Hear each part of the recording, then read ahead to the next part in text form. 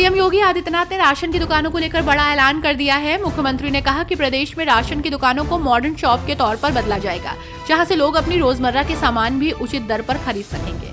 CM योगी ने कहा कि इस योजना पर सरकार तेजी से काम कर रही है।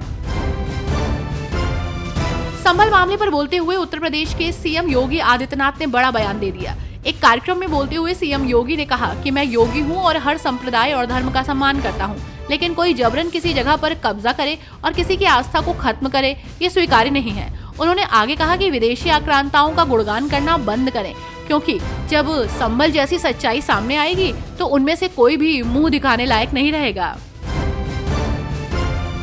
उत्तर प्रदेश में जिला अध्यक्षों के नाम का ऐलान होने के लिए अभी और इंतजार करना पड़ेगा। ये इंतजार थोड़ा लंबा हो सकता है। केंद्रीय नेतृत्व ने निर्देश दिया है कि जिला अध्यक्षों के नामों की घोषणा अब प्रदेश स्तर पर नहीं होगी, बल्कि जिला स्तर पर लिस्ट जारी की जाएगी। इसकी जिम्मेदारी जिला चुनाव अधिकारी को दी गई है, जो हर जिले में जाकर इसका ऐलान करेंगे। उत्तर प्रदेश के संभल में होली के मौके पर 10 मस्जिदों को तिरपाल से ढका जाएगा। दरअसल होली के जुलूस मार्ग में पड़ने वाली सभी मस्जिदों को तिरपाल से ढका जाएगा। इन मस्जिदों में शाही जामा मस्जिद का नाम भी शामिल है। आपको बता दें कि इलाहाबाद हाई कोर्ट ने आज ही एएसआई को संभल स्थित जामा मस्जिद की पुताई का काम 1 सप्ताह में पूरा करने का निर्देश दिया है। संभल जामा मस्जिद पुताई पर हुई सुनवाई के मामले में जस्टिस अग्रवाल ने एएसआई को फटकार लगाई है। उन्होंने कहा कि आप सरकार के इशारे पर काम कर रहे हैं, बार बार हम परमिट कर रहे हैं, फिर भी आप अपनी ड्यूटी निभाने में विफल हो रहे हैं। जस्टिस अग्रवाल ने कहा कि आप 2010 में कहाँ थे, 2020 में कहाँ थे, आप लोग 2024-25 में ही उठे हैं। आपने कहा कि कई वर्षों से मस्जिद कमेटी सफेदी करती आ रही है।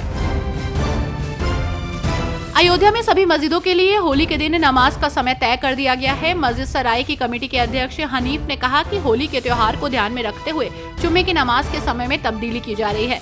हनीफ ने कहा कि होली के समय को ध्यान में रखते हुए हमने सभी मस्जिदों को दोपहर 2 बजे के बाद जुम्मे की नमाज अदा करने को कहा है, क्योंकि जुम्मे की नमाज शाम 4:30 बजे तक पढ़ी जा सकती है।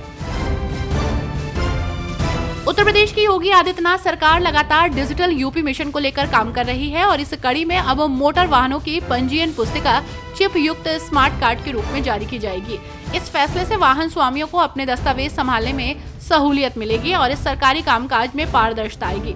आरसी के गीले होने, कटने फटने की समस्या समाप्त होगी। डुप्लीकेट रोकने के लिए माइक्रोचिप में डेटा सुरक्षित रहेगा।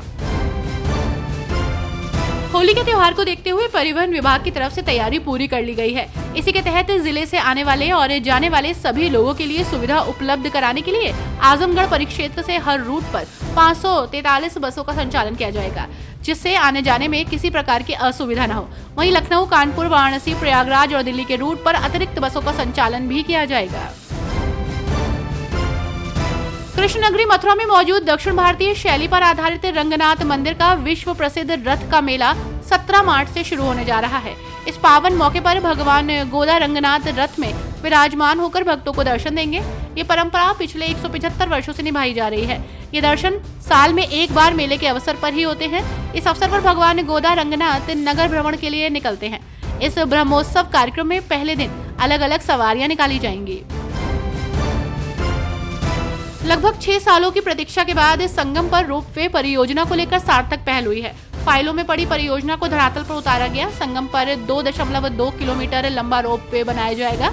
ये शंकर विमान मंडपम को त्रिवेणी पुष्प से जोड़ेगा। देश विदेश से श्रद्धालु आसमान से विहंगम संगम को निहार सकेंगे। इसमें आस्था के साथ रोमांच का मिलन होगा।